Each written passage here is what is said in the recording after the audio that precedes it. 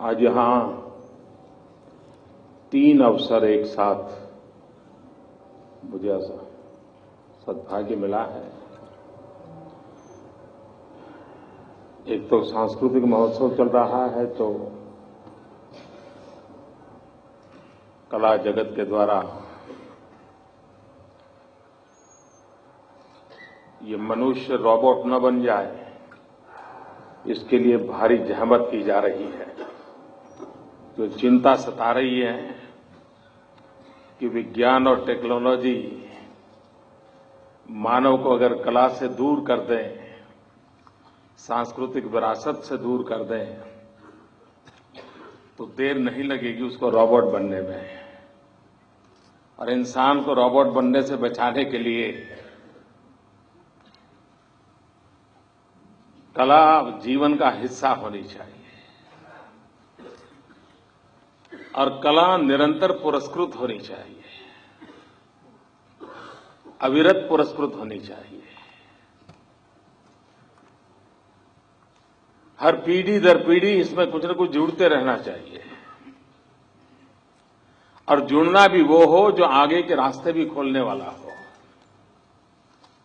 और कला जगत को समर्पित लोगों ने सदियों से इस कार्य को निभाया है। आज यहां चाणक्य नाट्य का भी मंचन होने जा रहा है। मोटा मोटा मुझे याद है, शायद मैं गलती करता हूं कि कलाकार उसको ठीक कर लेंगे। शायद ये उनका 1001वां मंचन है यहां पर।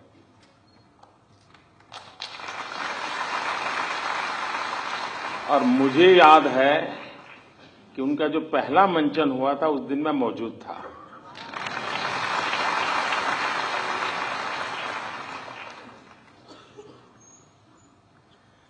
राजनीतिक विचारधाराएं कितनी आई कितनी गई, आर्थिक चिंतन कितने ही आए कितने ही गए, लेकिन एक चाणक्य है जो आज भी अजरा अमर है।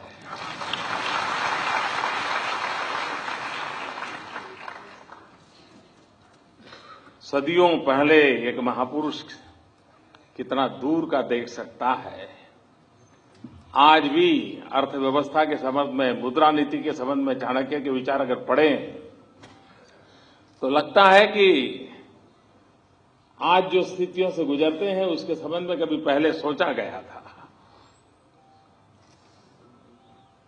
खैर, मैं पूरा समय तो नहीं रह पाऊंगा, लेकिन कलाकारों से मिलकर के जरूर जाऊंगा, क्योंकि कला का सम्मान तो होते रहना चाहिए।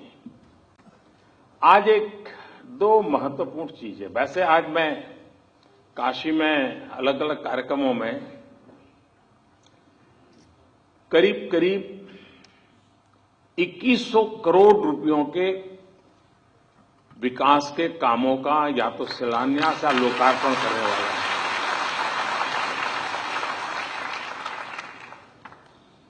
आज यहां बीएचयू में जिसका शिलान्यास हो रहा है, बहुत कम लोगों को कल्पना होगी कि इससे आने वाले दिनों में कितनी बड़ी सेवा होने वाली है। हमारे देश में जब भी कैंसर की चर्चा होती है तो मुंबई के टाटा रिसर्च इंस्टीट्यूट की तरफ ध्यान जाता है। भारत सरकार के द्वारा योगदान से वो इंस्टीट्यूट चलती है, और उसमें जो लोग आते हैं, मरीज आते हैं, अधिकतम मरीज उत्तर भारत से आते हैं, उत्तर प्रदेश से आते हैं, उसमें भी पूर्वी उत्तर प्रदेश से आते हैं। और हम जानते हैं मुंबई में किस प्रकार से यहां का गरीब व्यक्ति, गांव का व्यक्ति जाएगा, क्या करेगा। और उसी में से एक विचार आया कि क्यों न हम इस पूरे क्षेत्र के लिए, जिसका लाभ झारखंड और बिहार के लोगों को भी मिल सकता है, उसी स्तर का एक अंतर्राष्ट्रीय स्तर का कैंसर रिसर्च इंस्टीट्यूट बनाए, जिससे यहां के मरीजों को सेवा उपलब्ध हो, रिसर्च का भी काम हो और भारत सरकार इसकी देखभाल करे ताकि टाटा इंस्टीट्यूट जैसा चलता है उसी लेवल का एक इंटरनेशनल लेवल का ये इंस्टीट्यूट निर्माण हो। आज उसका शिलान्यास अभी हुआ। कभी करीब अभी अंदाज है 600 करोड़ रुपया, लेकिन हो सकता है उसको हमारे देश में 600 से 1000 होने में देर नहीं लगती है। लेकिन लागत के कारण कभी काम रुकेगा नहीं। मैं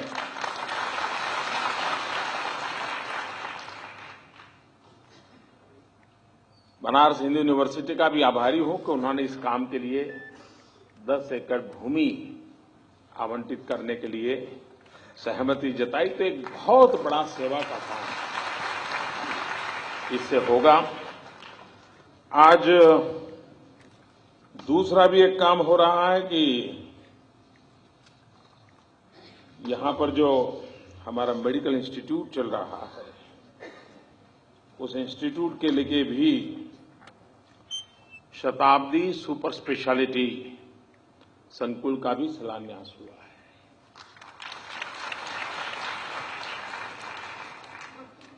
ये बात सही है कि एक जमाना था जब गांव में एक वैद्यराज हुआ करते थे, लेकिन गांव पूरा स्वस्थ होता था। वक्त ऐसा बदलता चला कि अब आंख वाला डॉक्टर अलग चाहिए, कान वाला अलग चाहिए, पैर वाला अलग चाहिए, हृदय वाला अलग चाहिए। कभी वो भी दिन आएगा कि बाएं हाथ वाला अलग होगा, दाहिने हाथ वाला अलग होगा।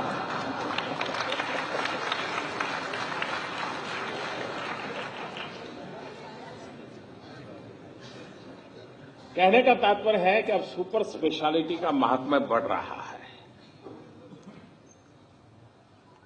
विशिष्ट बीमारी, विशिष्ट अवस्था का सीधा उसी पे फोकस करके ट्रीटमेंट करना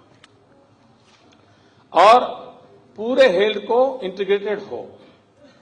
और इसलिए आज आवश्यकता बन गई है कि सुपर स्पेशलिस्ट व्यवस्थाएं विकसित हो और सिर्फ सेवा न हो, रिसर्च भी हो। उस प्रकार के मरीजों का अध्ययन भी होते रहना चाहिए, उसमें किस प्रकार से बदलाव आए उसको भी देखना चाहिए। पहले का जमाना था कि वैद्यराज नाड़ी पकड़ के तय करता था क्या तकलीफ है। धीरे धीरे मेडिकल साइंस ने अनुभव के आधार पर तय होने लगा। डॉक्टर पेशेंट को एक 12-15 सवाल पूछता था और तय कर लेता, हाँ इसके आसपास कुछ होगा, और फिर वो प्रयोग शुरू करता था। लेकिन अब डॉक्टर का काम धीरे धीरे कम होता जा रहा है। टेक्नोलॉजी का बढ़ता चला जा रहा है। टेक्नोलॉजी तय करती है, मशीन के अंदर आपको डाल देते हैं, मशीन तय करता है कहां गलती है, कहां गड़बड़ है, और फिर डॉक्टर कहता है अच्छा ये है तो फिर ये करेंगे, ये है तो ये करेंगे। टेक्नोलॉजी का इंटरवेंशन मेडिकल साइंस में बहुत तेजी से बढ़ रहा है और उसके कारण परफेक्शन भी आ रहा है, प्रॉपर ट्रीटमेंट भी संभव हुई है और मरीज के उपचार के लिए भी एक अच्छी व्यवस्था विकसित हो रही है। भारत जैसे देश में उत्तम से उत्तम प्रकार की हेल्थ केयर के लिए हम सक्षम हैं। हमारे पास जो ह्यूमन रिसोर्स हैं, दुनिया के जो समृद्ध देश हैं, वहां भी भारत के डॉक्टरों की आज भी उन्हीं की आवाज सुनी जाती है। इतनी ताकत है। दुनिया के बड़े बड़े लोगों से कभी मिलते हैं तो परिचय करते हैं तो नहीं मेरा फलाना डॉक्टर है ना, वो इंडियन है, वो तुरंत बताते हैं। उनको बड़ा गर्व होता है वो इंडियन मेरा डॉक्टर है।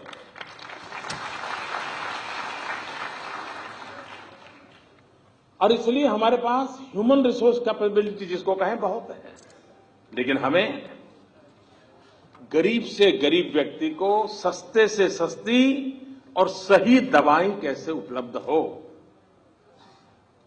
इस दिशा में हम बहुत आग्रहपूर्वक काम कर रहे हैं।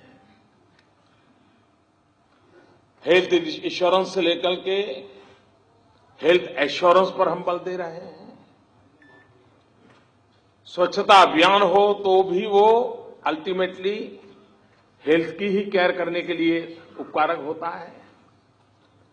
तो ऐसे अनेक विषयों को लेकर के जेनरिक मेडिसिन, दवाइयां सस्ते में मिले और सही मिले, सही समय पर मिले, और इसलिए जन औषधि भंडार बहुत बड़ी मात्रा में उसका भी काम चल रहा है। तो ये जो दोनों प्रकल्प है वो एक प्रकार से गरीब की भलाई के लिए है, और मुझे आज महामना जी की स्मृति में इस काम को करने का अवसर मिला है, ये मैं अपना सौभाग्य मानता हूं। आप देखते होंगे इन दिनों देश का एक बहुत बड़ा सफाई अभियान चल रहा है।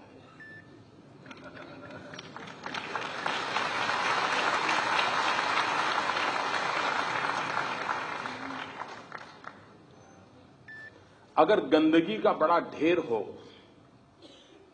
और वहां से आप गुजरते हैं तो दुर्गंध आती है। बार बार आते हैं जाते हैं तो पता है कि अब यहां दुर्गंध शुरू हो जाएगी, वहां पहुंचेंगे तो पूरी हो जाएगी।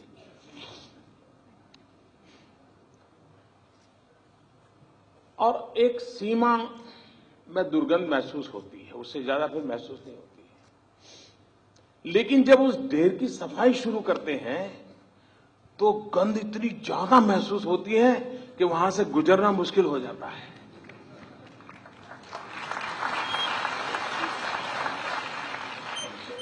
गंध का ढेर वैसे का वैसा पड़ा है तो एक सीमा तक ही गंध महसूस होती है, लेकिन जैसे ही उसको सफाई करना उठाना शुरू कर दिया तो ऐसी गंध महसूस होती है। आजकल आप देख रहे होंगे कैसी कैसी गंध महसूस हो रही है।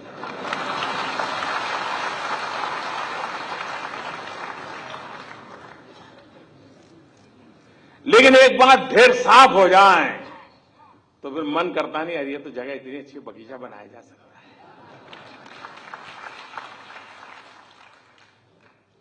कान इतने सालों का ढेर गंध भरी पड़ी है, लेकिन एक काशी के आशीर्वाद है कि मैंने गंद की सफाई का बेड़ा उठाया है।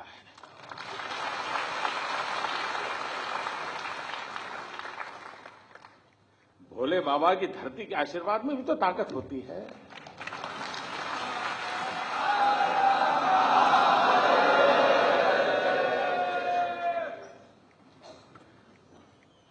कुछ लोग कहते हैं कि मोदी जी ने इतना बड़ा डिसीजन ले लिया, लेकिन उनको अनुमान नहीं था।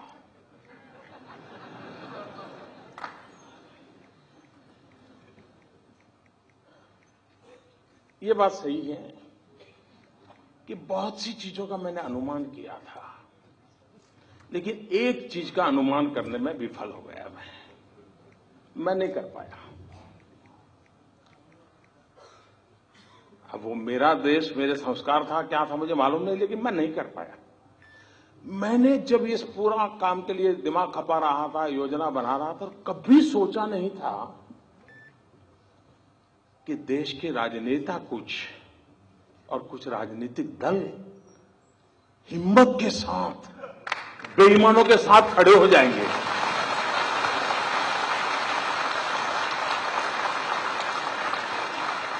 ये मैंने हिसाब नहीं लगाया था जी। मैंने सोचा ही नहीं था कि संभव है। और आपको मालूम है, अब मैं सोच रहा हूं ये सब कैसे हो रहा है जी। पाकिस्तान घुसपैठियों को हिंदुस्तान में भेजना हो तो क्या करता है? वो सीमा पर फायरिंग शुरू कर देता है,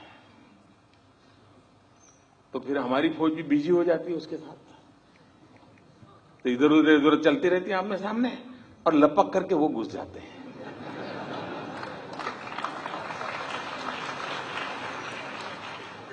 उनको कवर मिल जाता है बेईमानों।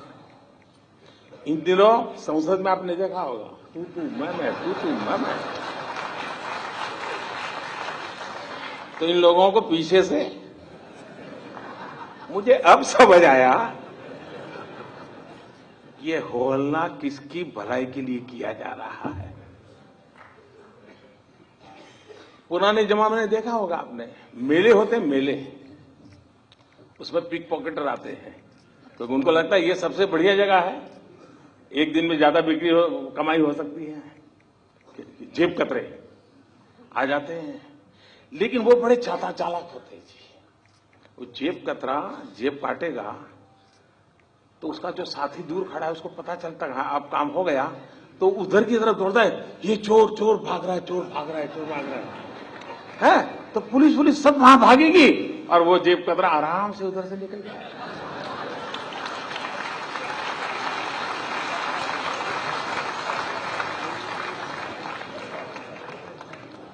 बेईमानों को बचाने के लिए, बेईमानों को रास्ता दिखाने के लिए न जाने कैसी तरकीब अपनाई जा रही है जी।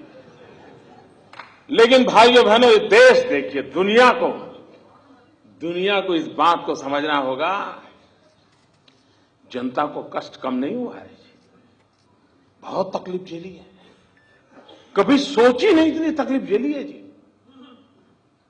उसके बावजूद भी ईमानदारी के रास्ते पर देश चलता है, तो कष्ट झेलने के लिए तैयार हो रहा है, 6-6, 8-8 घंटे कतार में खड़ा रहता है ये। इतनी तकलीफ के बावजूद भी जब मुंह में उंगली डाल करके पूछा जाता है, फिर आखिर में कहता है नहीं लेकिन किया तो अच्छा है।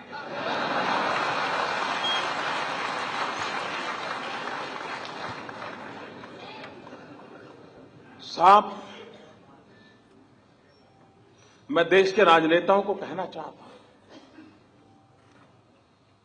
कि हम 125 करोड़ देशवासियों की ताकत पर भरोसा करें। ऐसा सद्भाग्य नहीं मिल सकता है कि जहां 125 करोड़ देशवासी अपने स्वार्थ के लिए नहीं, कहीं कुछ मिलता और कतार में खड़ा रहे हो तो अलग बात है, ये तो भाई देश का भला हो, कष्ट झेलूंगा, ऐसा साहब दुनिया में कहीं संभव नहीं होगा जी। इन 125 करोड़ देशवासियों को जितना नमन करे उतना कम है जी, जितना नमन करे उतना कम है। और जब जनता जनार्दन तो स्वयं ईश्वर का ही अवतार होता है, और जनता जनार्दन के आशीर्वाद मतलब ईश्वर के आशीर्वाद होते हैं, और जिस सत्य के काम में ईश्वर के आशीर्वाद होते हैं वो सत्य कभी भी ओझल नहीं हो सकता, वो सत्य उजागर के ही रहता है, वो परिवर्तन ला करके ही रहता है। और कुछ लोग विरोध करने में इतना अपना संतुलन खो देते हैं, मैं तो हैरान हो जाता हूं। इन दिनों अब इस पर तो बोल नहीं पाते, कह नहीं सकते कि काला धन नहीं है, कह नहीं सकते कि भ्रष्टाचार नहीं है, ये भी नहीं कह सकते कि जाना नहीं चाहिए, तो लेकिन कुछ तो बोलना है, तो क्या बोले। लेकिन बोलने में ऐसी गड़बड़ करते हैं जी। अब बताइए, हमारे पूर्व प्रधानमंत्री, जब मैं कह रहा हूं ना कि भाई समय की मांग है, बदलाव आना चाहिए।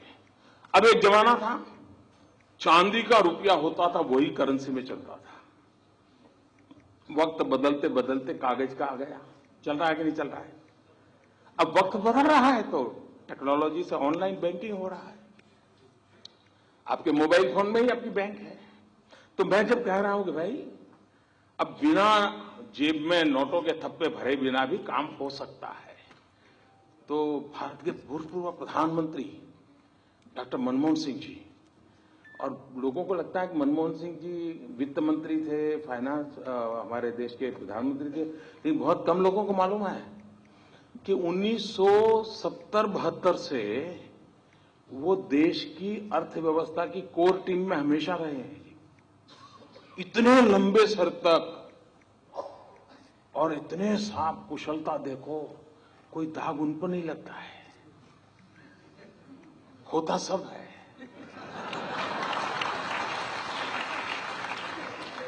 उन्होंने अभी ऐसा कहा, जब मैं कैशलेस की बात करता हूं, उन्होंने कहा कि जिस देश में 50% लोग गरीब हो, वहां ये टेक्नोलॉजी वगैरह कैसे हो सकता है।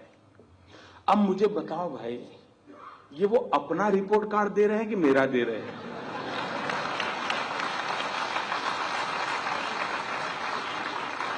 ये 50% गरीबी, ये विरासत किसकी मैं झेल रहा हूं जी? मनमोहन सिंह जी, आप विरोध करें, कोई बात नहीं, आप पूर्व प्रधानमंत्री हैं, हम गंभीरता से लेते हैं आपकी बात को, लेकिन आप अपना रिपोर्ट कार्ड दे रहे हैं, ये मुझे खुशी हो रही है। उनके एक दूसरे महानुभाव जो देश के वित्त मंत्री रहे, वो लेख भी लिखते हैं, श्रीमान चिदंबरम जी। उन्होंने कहा कि हमारे देश में 50% गांवों में अभी भी बिजली नहीं है, तो कैशलेस कैसे करोगे? अब बताइए साहब, कहीं पर बिजली थी किसी गांव में, मैंने आकर के खंभा उखाड़ दिएगा।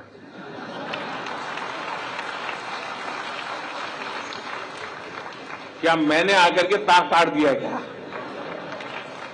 मतलब चिदंबरम जी, 2014 में तो आप कहते थे कि हमने इतना विकास किया है, काशी में मोदी की जमानत जब्त होनी चाहिए। अब कहते हैं 50% गांव अंधेरे में डूबे पड़े हैं।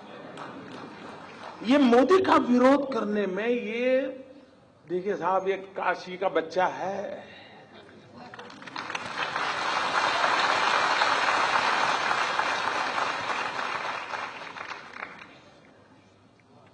काशी की जनता ने मुझे पाला, पोषा, और इसलिए इस पवित्र धरती के आशीर्वाद है कि इधर से हो उधर से हो, तुमसे सच निकलवा के ही रहेगा।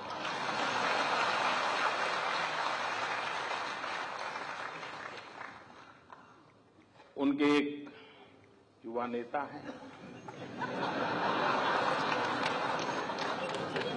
अभी भाषण सीख रहे हैं,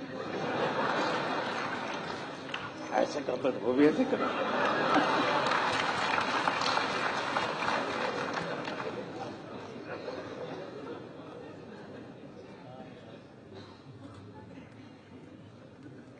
जब से उन्होंने बोलना सीखा है और बोलना शुरू किया है, मेरी खुशी का कोई पार नहीं है।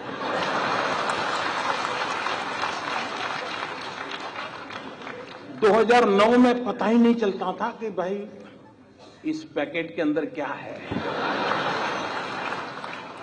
पता ही नहीं चलता था। अब पता चल रहा है कि भाई ये है, ये नहीं है। न बोलते तो बड़ा भूकंप आ जाता था, और देश को इतना बड़ा भूकंप झेलना पड़ता, ये देश 10 साल तक उभर नहीं सकता था।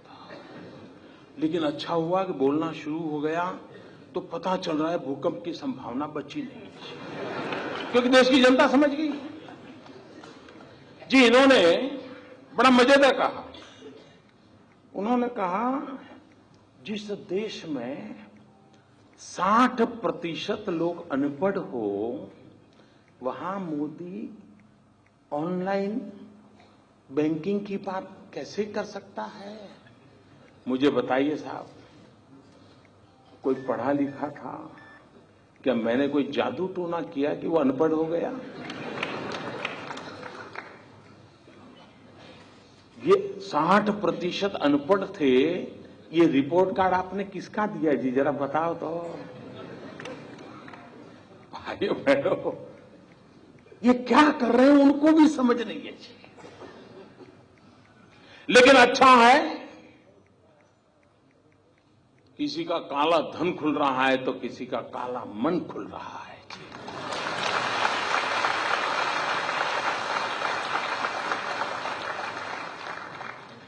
लेकिन देश साफ सुथरा होकर के, स्वच्छ होकर के, सोने की तरह तप करके निकलेगा, इस विश्वास के साथ में लगा।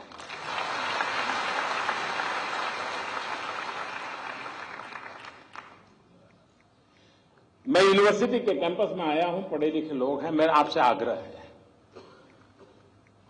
मेरी बीएचयू के सभी नौजवानों से आग्रह है, जो इस सभागृह में होंगे, जो बाहर होंगे, सबसे आग्रह है, और भूतपूर्व विद्यार्थियों से भी आग्रह है मेरा।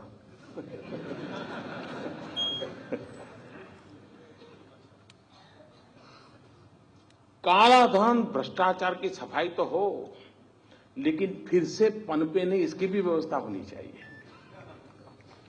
इसमें मुझे आपकी मदद चाहिए, पढ़े लिखे नौजवानों की, और वो मदद चाहिए कि हम ऑनलाइन बैंकिंग की और लोगों को तैयार करें। अब चाय मोबाइल फोन से भी पेमेंट देकर के पिया जा सकता है, चाय मोबाइल फोन से पेमेंट लेकर के बेचा जा सकता है, हर चीज संभव है। आपके मोबाइल फोन में ही आपकी बैंक है, अगर आपका बैंक में खाता है, आप आराम से उसको ऐप को डाउनलोड करके कारोबार चला सकते हैं। हम जितना ज्यादा ये करेंगे, ये नोटों का खेल बंद होना शुरू हो जाएगा।